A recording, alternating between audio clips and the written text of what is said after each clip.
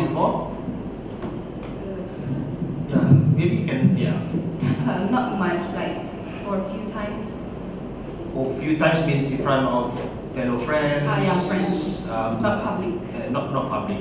Well, half public. I mean, the friends, your university friends and... Yes.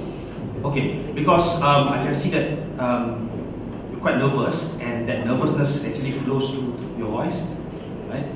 Throughout the whole song. But you've got good control of the voice, even though there's some areas where the notes mishit. Right?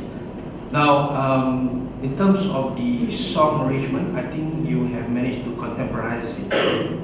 But I don't think there are too many languages in that song. So I can hear there's BM, there's Korean, there's English, 3, so it's a bit confusing. Maybe if it's just 2 languages, then it will be fine. So in the context of the current market that you are looking at, maybe just Korean and Malay, for example. I don't know. Well, you can hide behind the Korean because nobody knows. Many of us do not know how to speak Korean, so we cannot comment on the diction of the Korean. So I think it would probably be a better strategy if you sang in Korean so that we cannot comment on the diction. But your English diction wasn't that good, so maybe good if you do Malay and Korean together. Okay. My last point is on. It's going to be a bit technical on the music. I like the fact that you didn't play the guitar for the first 30% of the song, and you let people sit in first, then only you introduce the guitar in. But there's something wrong with your guitar because I think the strings are hitting the fret when it's not supposed to. I'm not sure whether they dah bengkok ke apa ke.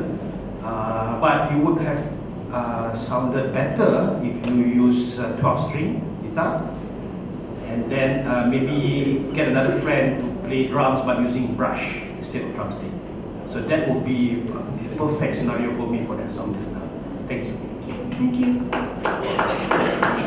I'm going to disagree with Johan because I think it's menarik dengan 3 language. Is and the way that you made your own Malay lyrics, obviously. I know many people like Korean singers and Korean songs and drama now. So it was very menarik to have a fresh approach with the Malay lyric. But I think you need time. You need to perform in front of not half people, full people.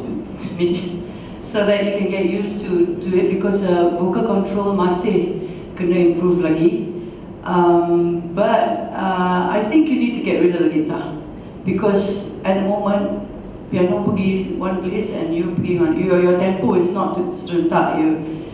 Because you're so into your own world, so the piano is playing piano and you're playing guitar and singing, and you're not working together as a team. So I think you should lose the guitar. Your voice is better than your guitar playing. Thank you very much. Thank you. Okay, I'm going to confuse you even more because I'm going to disagree with the two of them. I know you are tudung wedding girls, but I'm going to say, holy shit, that was such a voice, man. That was an amazing voice. I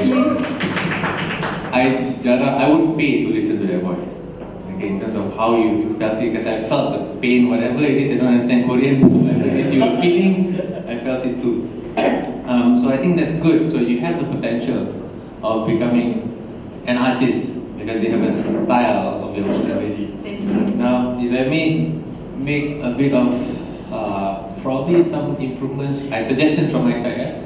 I think the piano is good, but it's a bit heavy on the bass side. Because when it's heavy on the bass side, you are usually blurry kat bawah tu, and you catch out the vocals. I think that's what she's saying, right?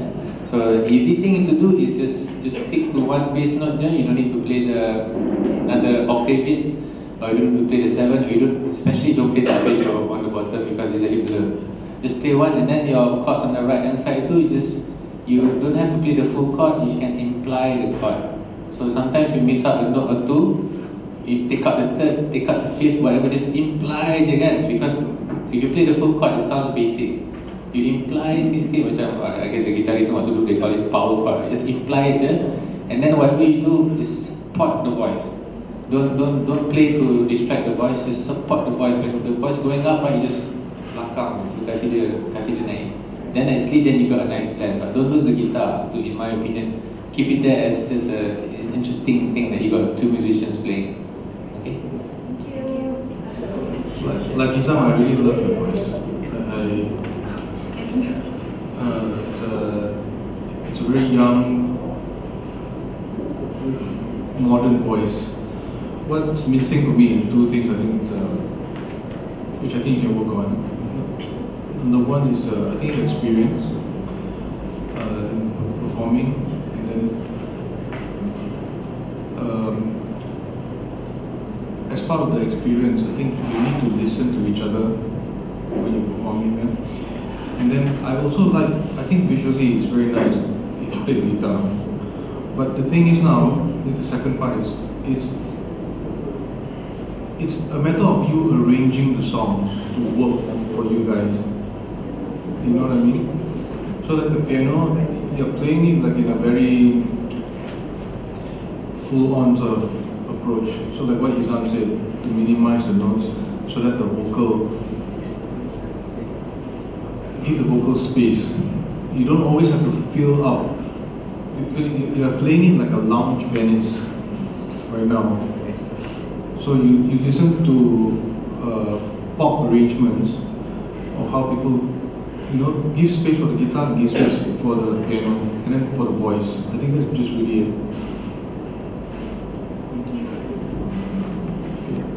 Basically, something I learned over the years also is the creation of space is also an arrangement. Arrangement doesn't mean you write notes, it could be you write nothing in there.